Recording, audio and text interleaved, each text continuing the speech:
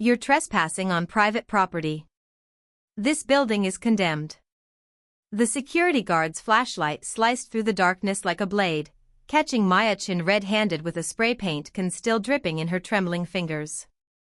Her heart hammered against her ribs as she pressed herself against the cold brick wall, the half-finished Phoenix mural behind her seeming to mock her predicament.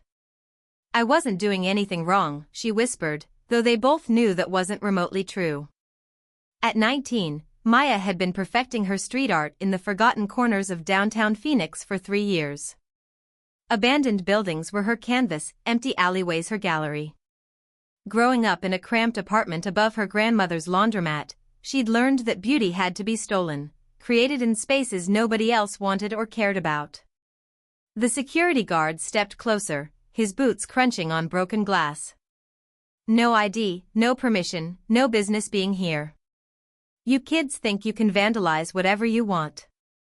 It's art, Maya said quietly, finding her voice despite her fear. I'm making something beautiful out of nothing. Before we continue with today's story, if you're enjoying what you've heard so far, please hit that subscribe button. Every new subscriber helps me keep sharing these inspiring tales that touch your day. Thank you for your support. He scoffed, sweeping his flashlight beam across her work. Looks like expensive property damage to me. But as Maya prepared for the lecture about respecting private property, her artist's eye caught something that made her forget her fear entirely. Through a gap in the boards covering a high window, she glimpsed something impossible: rows of pristine computer servers, their LED lights blinking like digital stars in what should have been empty darkness. Wait, she called out as the guard turned to the radio for backup. What's with all the computer equipment inside? His hand froze on the radio. Equipment? This building's been condemned for 5 years. Maya had explored dozens of abandoned buildings. She knew the difference between empty and hidden. And right now, every instinct was screaming that something was very, very wrong. Before the guard could respond, sirens wailed in the distance, growing louder. Maya's stomach dropped. A trespassing charge meant juvenile detention, losing her job at the coffee shop, and disappointing her grandmother who'd already sacrificed everything. Please, she said, her voice breaking. Just let me go. I'll never come back, I promise. The security guard studied her for a long moment, then glanced nervously at the building behind him. You didn't see anything in there, understood? Nothing at all. Maya nodded frantically, but her mind was spinning. Why was he so worried about what she might have seen? And why were there millions of dollars in computer equipment running in a supposedly abandoned building? As she gathered her art supplies and melted into the maze of downtown alleys, Maya couldn't shake the feeling that she'd stumbled onto something much bigger than illegal graffiti. The question was, did she have the courage to find out what? Sometimes the most dangerous discoveries happen by accident. Have you ever seen something you weren't supposed to see? The next morning arrived gray and drizzling, perfectly matching Maya's restless mood as she pulled espresso shots at Grind Coffee, the small downtown cafe where she worked to help pay her grandmother's mounting medical bills. Her mind kept drifting back to those servers, their synchronized blinking haunting her thoughts like some kind of digital heartbeat that wouldn't stop. Earth to Maya, called Zoe, her coworker, sliding past with a tray of overpriced pastries. Table 6 is still waiting for their triple-shot vanilla latte. Maya snapped back to reality, steaming milk with mechanical precision while her thoughts churned like the espresso machine. She'd barely slept 3 hours, her dreams filled with shadows, security cameras, and the unsettling feeling that she'd witnessed something she definitely shouldn't have. The cafe's morning rush brought the usual parade of downtown professionals, sleek lawyers, number-crunching accountants, and corporate executives grabbing their caffeine fix before disappearing into their glass towers. Maya served them with practiced invisibility, just another working-class teenager they'd never truly notice or remember. Then Alexander Blackwood walked in, and everything changed. Tall and impeccably dressed in a charcoal suit that probably cost more than Maya earned in 6 months, he moved with the controlled confidence of someone who'd never been told no in his entire privileged life. His dark hair was perfectly styled, his Italian leather shoes polished to a mirror shine that could blind someone. Double espresso, no sugar, he ordered without bothering to look up from his latest model iPhone. As Maya prepared his drink with shaking hands, she caught fragments of his phone conversation drifting over the hiss of the espresso machine. The quarterly reports need to be absolutely flawless. No, absolutely zero discrepancies. Yes, the Phoenix facility is completely secure and operational. Her hand trembled slightly as she set his cup down. Phoenix facility. The coincidence felt too enormous to ignore. Excuse me, she said before her common sense could stop her. Did you just say Phoenix facility? His steel-gray eyes snapped to her face with laser focus. I'm sorry? I just thought I heard you mention a Phoenix facility. I was wondering if you meant the old Meridian building on 5th Street. The temperature in the cafe seemed to plummet by 20 degrees. His expression shifted from mild corporate annoyance to something infinitely more dangerous. I think you're badly mistaken, he said slowly, each word precisely controlled. And I think you should focus on making coffee instead of eavesdropping on private business conversations. Maya's cheeks burned with embarrassment, but something stubborn and defiant flared in her chest. I just thought it was interesting, that's all. That building's supposed to be condemned, but what, exactly? His voice was deceptively quiet, but she caught the unmistakable warning underneath. Nothing, Maya said quickly, her survival instincts finally kicking in. Sorry for bothering you, sir. He left without another word, but not before deliberately dropping a business card next to his empty cup like some kind of calling card or threat. Maya waited until he'd completely disappeared before picking it up with trembling fingers. Alexander Blackwood, Senior Vice President, Meridian Financial Group. Her blood turned to ice water. Meridian Financial, the exact same company that supposedly owned the abandoned warehouse where she'd seen millions of dollars in active computer equipment running in supposedly empty space. This couldn't be a coincidence. It was impossible. When powerful people start paying attention to you, it usually means you've discovered something they desperately want to keep hidden. That evening, Maya found herself crouched in the shadows behind the warehouse again, but this time she carried more than just spray paint. She'd borrowed Jake's professional camera, the expensive one he used for his journalism classes, and spent the entire afternoon researching Meridian Financial online until her eyes burned. What she'd discovered made her stomach churn with sick realization. Meridian was currently under active federal investigation for massive securities fraud. Multiple brave whistleblowers had come forward claiming the company was running illegal server farms to manipulate stock trades and hide stolen assets from government regulators. But somehow, mysteriously, every investigation had stalled when crucial evidence vanished into thin air. Now Maya understood perfectly why Alexander Blackwood had looked at her like she was a direct threat to his empire. She'd accidentally stumbled onto what could be the smoking gun in a billion-dollar federal investigation. The question that kept her awake at night was simple: what was she going to do about it? Over the next 3 nights, Maya became a ghost within the shadows. Using urban exploration skills learned from years of illegal art projects, she carefully mapped every entrance, every guard rotation, every single vulnerable moment in the warehouse's security system. What she discovered was absolutely staggering. The building wasn't just running a few computer servers, it was housing a massive computational center processing thousands of high-frequency stock trades every single second. Through her telephoto lens, she captured crystal-clear images of monitors displaying real-time market data, complex algorithm codes, and transaction logs that would make federal investigators weep with joy. But her most damning evidence came completely by accident. On her 3rd night of dangerous surveillance, crouched precariously on a rusty fire escape across the street, Maya watched Alexander Blackwood himself enter the building through a hidden side entrance. Through her camera's powerful zoom, she could see him gesturing angrily at terrified technicians, pointing furiously at computer monitors, clearly agitated about something catastrophic. That's when she heard it, carried perfectly on the still night air through a carelessly opened window, fragments of a heated, panicked phone conversation. "We need to move the entire operation immediately. The federal task force is getting dangerously close. Liquidate absolutely everything by Friday morning." Maya's finger found the camera's video function just as Blackwood stepped into perfect view. She captured 12 precious minutes of him directing what was obviously the systematic destruction of evidence, frantically ordering technicians to wipe servers and prepare for an emergency shutdown of the entire operation. She had it. Undeniably proof of an active federal crime in progress. The only terrifying problem: who would believe a 19-year-old graffiti artist over a senior vice president of a billion-dollar financial empire? Evidence is only powerful if someone with authority is willing to listen. Maya was about to learn how hard it is to make the truth heard.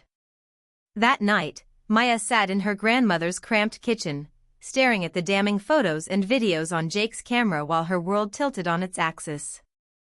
Her grandmother, Lily Chen, worked quietly at the ancient stove, preparing the herbal tea that had become their sacred nightly ritual since her cancer diagnosis 6 months ago. "You look deeply troubled, little bird," her grandmother said softly, settling into the creaky chair across from her.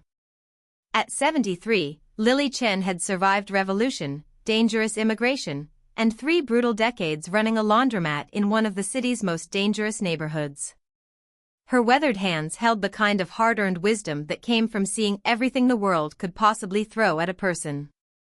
"Grandma," Maya said carefully, testing the waters, "what would you do if you discovered something terrible was happening, but nobody with power would believe you?" Lily sipped her tea thoughtfully, studying her granddaughter's face. "Is this about your street art? Someone threatening you?" "Not exactly." Maya hesitated, then found herself spilling everything: the warehouse discovery, the computer servers, Alexander Blackwood's threatening behavior, all the evidence she'd painstakingly gathered. When she finished, Lily was silent for what felt like an eternity. "My precious little bird," she said finally, her voice carrying the steel that had sustained her through decades of unimaginable hardship, "I did not flee my homeland and work my fingers to the bone for 30 years so my granddaughter could stay silent when she witnesses injustice. But what if I'm completely wrong? What if I get in serious trouble? And what if you're absolutely right?" Lily's voice carried generations of moral authority. "What if your voice is the only thing standing between them and destroying more innocent families?" Maya stared down at the camera containing evidence of massive fraud. "They'll never listen to someone like me, Grandma." "Then you make them listen," her grandmother said with quiet certainty. "Truth doesn't care about expensive suits or fancy college degrees, little bird. Truth simply is." The next morning, Maya made the phone call that would change everything. Dr. Sarah Martinez, her former community college professor, had always encouraged Maya to trust her instincts and fight for justice. More importantly, she'd mentioned having contacts in investigative journalism.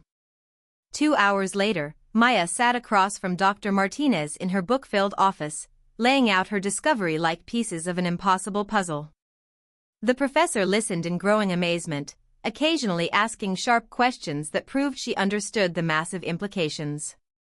"Maya," Dr. Martinez said when the presentation was complete, "do you fully understand what you've stumbled onto here? A federal crime? Potentially one of the largest financial fraud cases in American history." Dr. Martinez leaned forward intently. "If your evidence is authentic, this could affect millions of people's retirement savings and college funds." "So you actually believe me?" "I believe the evidence speaks for itself," Dr. Martinez said carefully. "But Maya, this is incredibly dangerous territory. These people have billions of dollars at stake. They won't hesitate to destroy anyone who threatens their operation." Maya's stomach clenched with fresh fear. "So I should just forget about it? Let them keep stealing from innocent people?" Dr. Martinez studied Maya's determined face for a long moment. "I have a contact at the Phoenix Tribune, an investigative journalist named Marcus Webb who specializes in exposing financial crimes. If anyone can help you navigate this safely, it's him." Will he take a teenager seriously? Evidence speaks louder than age, Dr. Martinez said, unknowingly echoing Lily Chen's wisdom. But Maya, once you make this call, there's absolutely no going back. Are you completely certain you're ready? Maya thought about families losing their life savings while executives like Blackwood got richer. She thought about her grandmother's medical bills, possibly paid with money stolen from someone else's grandmother. I'm ready, she said with more confidence than she felt. But as Dr. Martinez reached for her phone, neither woman realized that Maya's surveillance activities had already been discovered. Hidden security cameras she'd never noticed had captured her nighttime investigations. At that very moment, Alexander Blackwood was staring at high-resolution screenshots of a young woman with a professional camera, and his expression promised nothing but destruction. The most dangerous moment in any investigation is when the criminals realize they're being watched. Marcus Webb looked exactly like Maya's mental image of an investigative journalist, perpetually rumpled shirt, coffee-stained notebook, and the kind of exhausted eyes that came from years of chasing stories everyone else wanted buried forever. He sat across from Maya in a corner booth at Mel's Diner, studying her evidence with the laser focus of a predator who'd caught a familiar scent. This is absolutely extraordinary, he muttered, scrolling through the photos on Jake's camera with growing excitement. Do you understand the magnitude of what you've captured? Maya nodded, though her confidence was rapidly evaporating under his intense professional scrutiny. In the harsh fluorescent lighting of the all-night diner, her evidence seemed less damning, more like amateur work from an overeager teenager playing detective. The problem, Marcus continued grimly, is that photographs can be digitally manipulated. Videos can be completely fabricated. What we desperately need is hard documentation from inside their computer systems. You mean like stealing their files? I mean like legally obtaining evidence that would hold up in federal court. Marcus leaned back, studying Maya with new calculation. Tell me honestly about your technical skills. Can you handle yourself around sophisticated computer systems? Maya almost laughed out loud. I'm a coffee shop employee and street artist. The most technical thing I do daily is operate an espresso machine. But even as the words left her mouth, she remembered something that made her pause thoughtfully.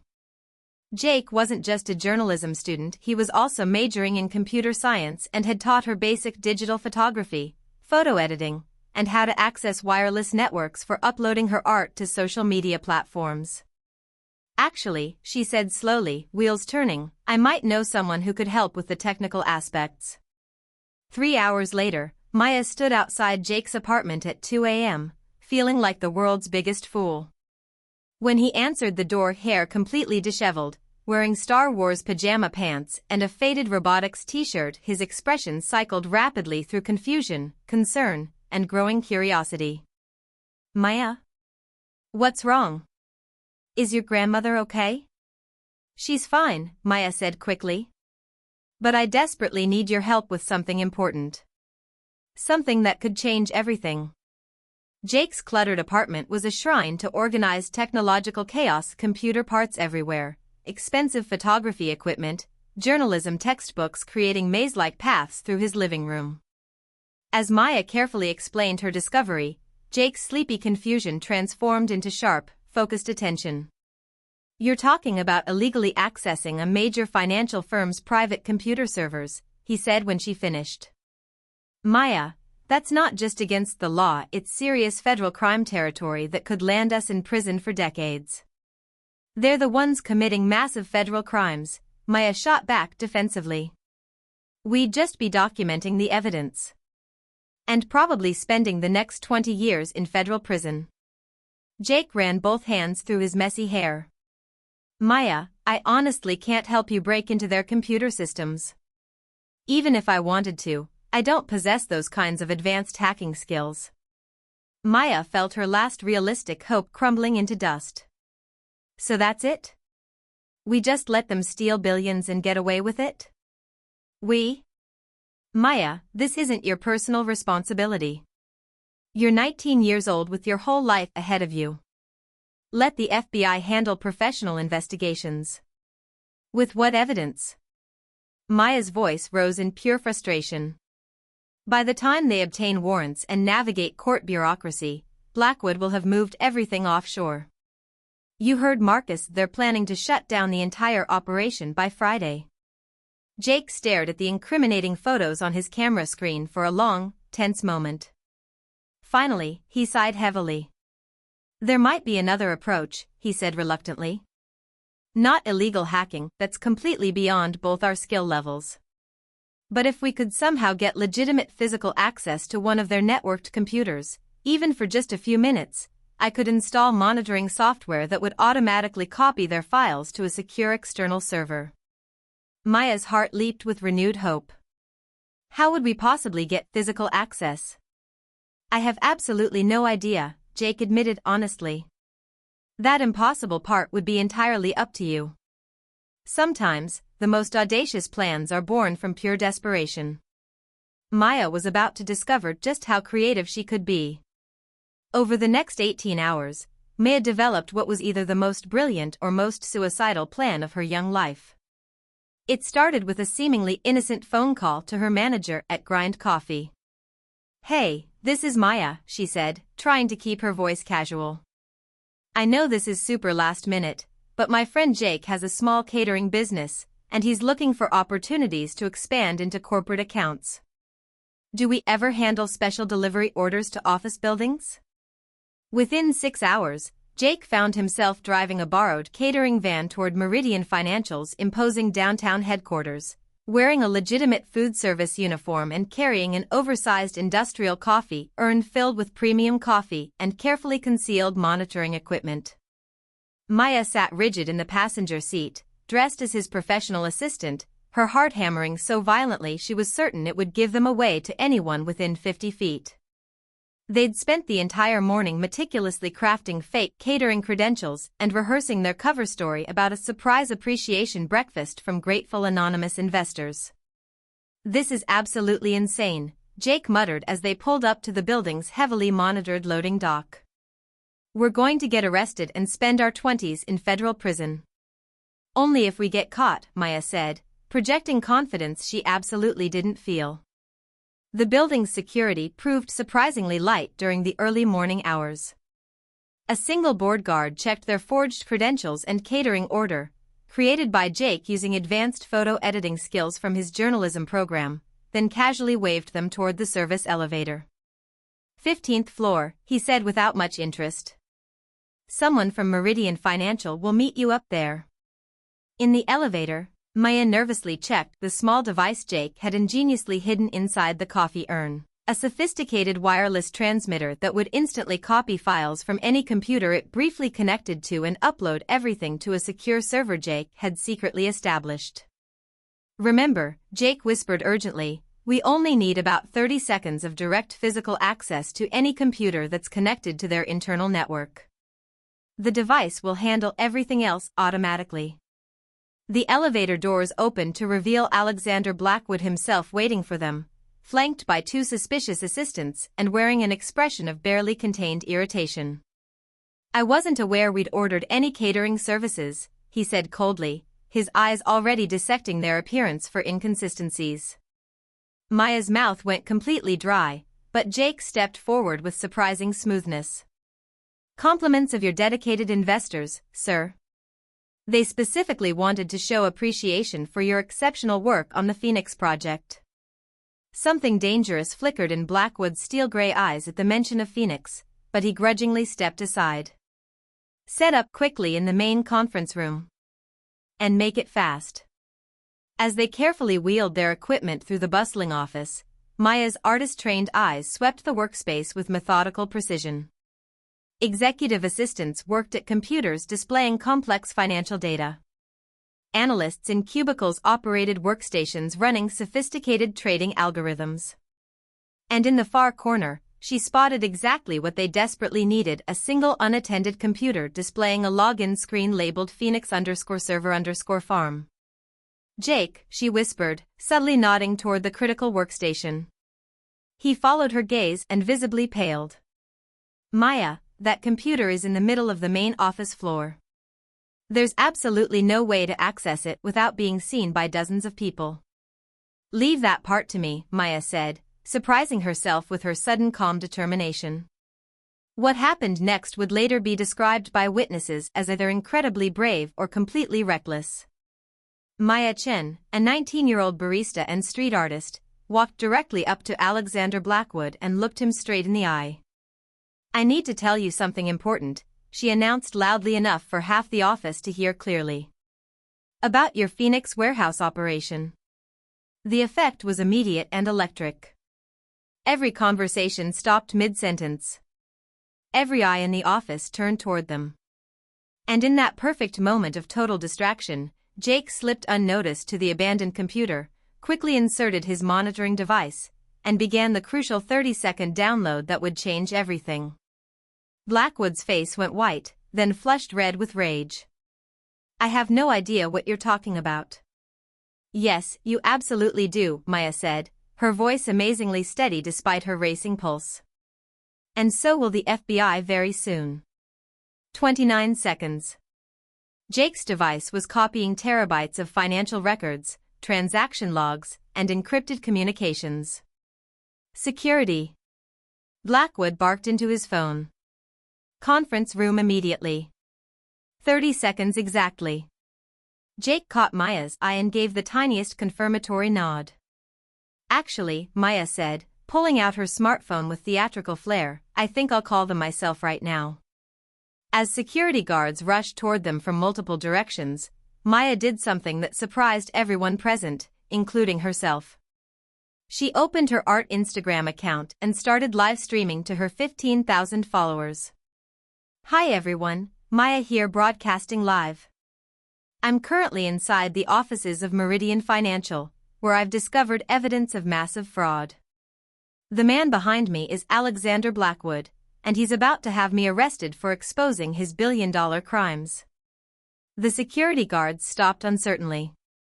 Being violent toward a young woman during a live public broadcast wasn't exactly ideal corporate public relations. Blackwood's face contorted with pure rage. "Turn that off immediately." "Actually, I think I'll keep recording," Maya replied calmly. "Smile, Mr. Blackwood. You're about to become internet famous. Sometimes the best defense is a good offense." Maya was about to discover the power of social media in the fight for justice. Within the first hour, Maya's live stream had exploded across social media like digital wildfire. Her Instagram followers watched in real time as security guards surrounded her and Jake, as Alexander Blackwood's face twisted with barely controlled fury, as she calmly explained to thousands of viewers exactly what she'd discovered about Meridian Financial's criminal operation. "This is live evidence of corporate fraud," Maya told her camera as guards hesitated to grab someone broadcasting to a rapidly growing audience. "I'm Maya Chen, and I'm exposing billion-dollar theft from innocent families." Within 6 hours, #MeridianFraud was trending nationwide on every social platform. Maya's live stream had been viewed over 3 million times. Financial news networks scrambled to pick up the story. The FBI announced they were immediately reviewing new evidence in their ongoing investigation. But Maya barely noticed any of the media chaos. She sat in a sterile conference room at the FBI's Phoenix field office, flanked by her worried grandmother and a sharp legal aid attorney Dr. Martinez had helped her find. Across the imposing table sat Agent Jennifer Reyes, a laser-focused woman in her 40s who specialized in complex financial crimes. "Let me make sure I understand this correctly," Agent Reyes said, reviewing Maya's detailed statement for the third time. "You initially discovered this server farm while creating illegal graffiti art." "Yes, ma'am, that's correct." "And you returned multiple times to conduct unauthorized surveillance, which legally constitutes criminal trespassing." "Yes, ma'am." "And yesterday, you and your accomplice gained unauthorized access to Meridian's corporate offices under completely false pretenses and installed monitoring software on their private computer systems." Maya's attorney leaned forward protectively.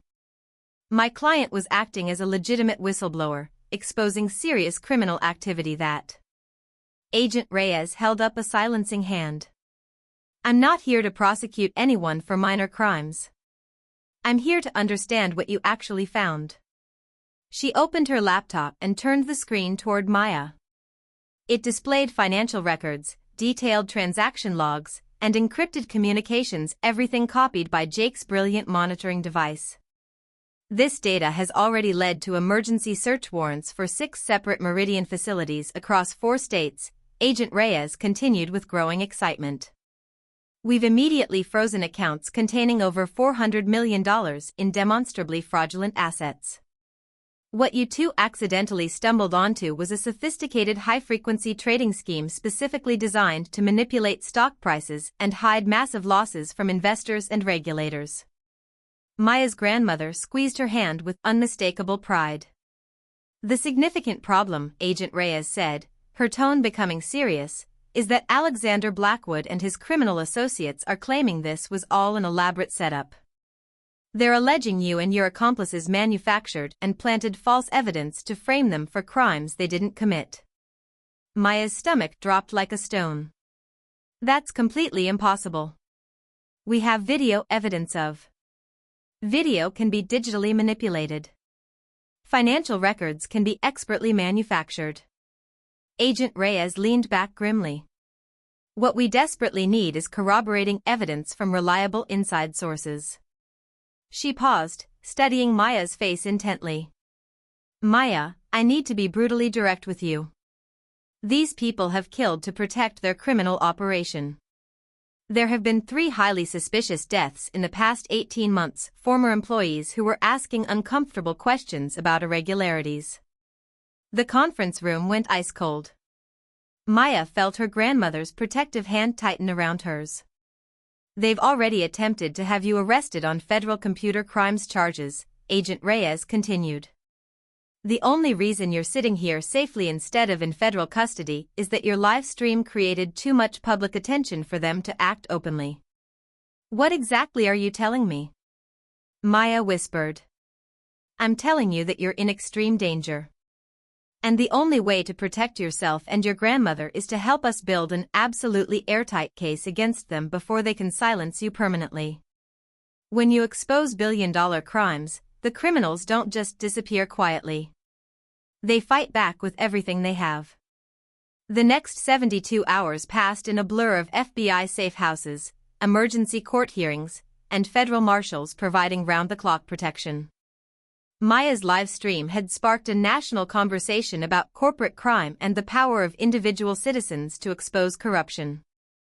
But it was the call from Agent Reyes on Thursday morning that changed everything.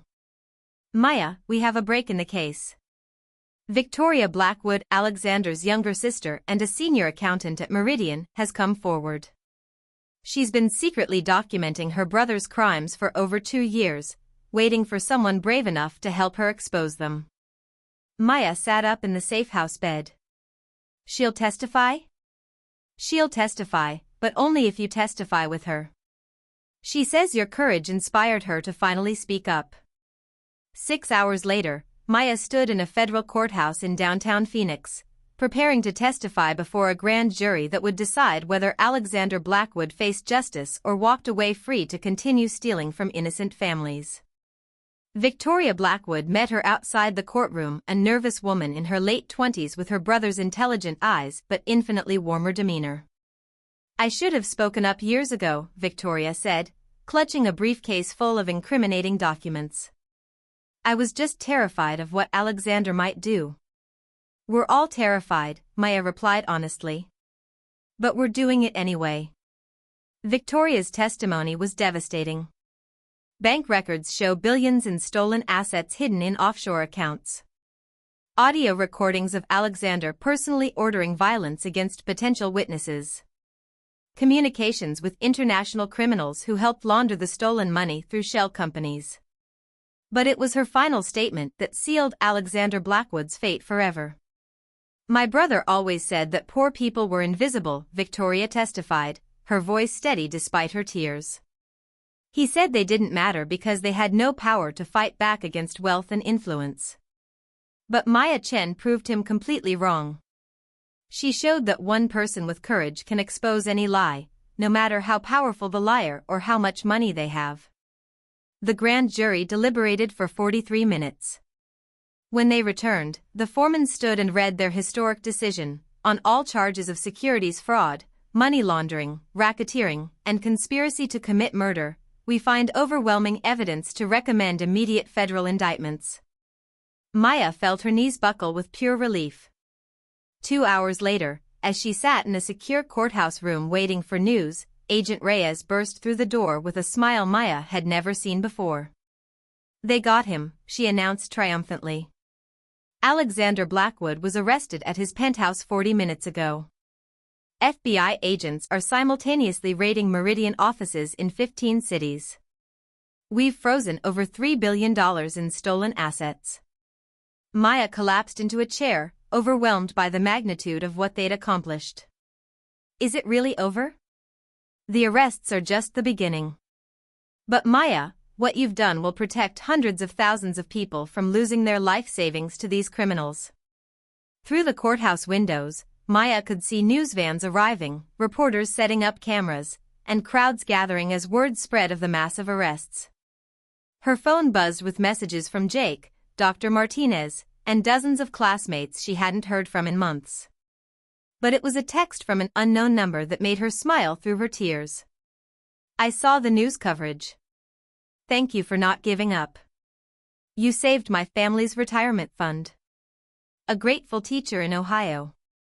Maya Chin stood outside the federal courthouse in Phoenix, watching Alexander Blackwood being led away in handcuffs after accepting a plea bargain that would keep him in federal prison for 35 years. Reporters surrounded her, asking about her plans, her feelings, her thoughts on justice and corporate crime. "I hope this shows other people that your voice matters," Maya told them simply, "no matter who you are or where you come from.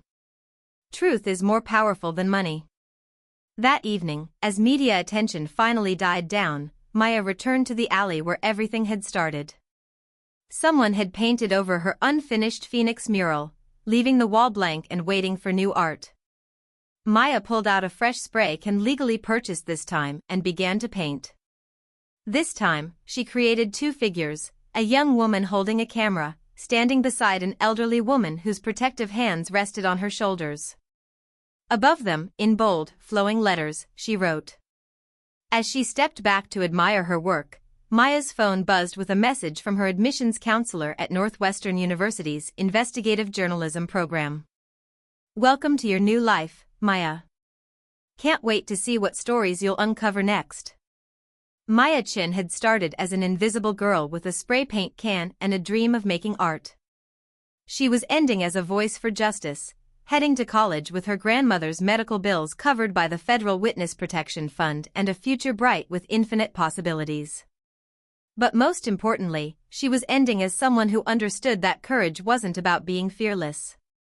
It was about being absolutely terrified and choosing to do the right thing anyway. Sometimes the most powerful person in any room is the one everyone completely underestimates. Sometimes the smallest voice carries the most important truth. And sometimes a 19-year-old street artist with nothing to lose becomes exactly the hero the world desperately needs. Maya Chen learned that ordinary people can accomplish extraordinary things when they refuse to stay silent in the face of injustice. If this story inspired you, if it reminded you that your voice matters no matter how small it might seem, share it with someone who needs to remember that courage comes in all sizes. Subscribe for more true stories about unlikely heroes who changed the world simply by refusing to look away. Maya Chin proved that one person with a smartphone and the determination to tell the truth can take down billion-dollar criminals. Until next time, keep believing that your voice has power. Because it absolutely does.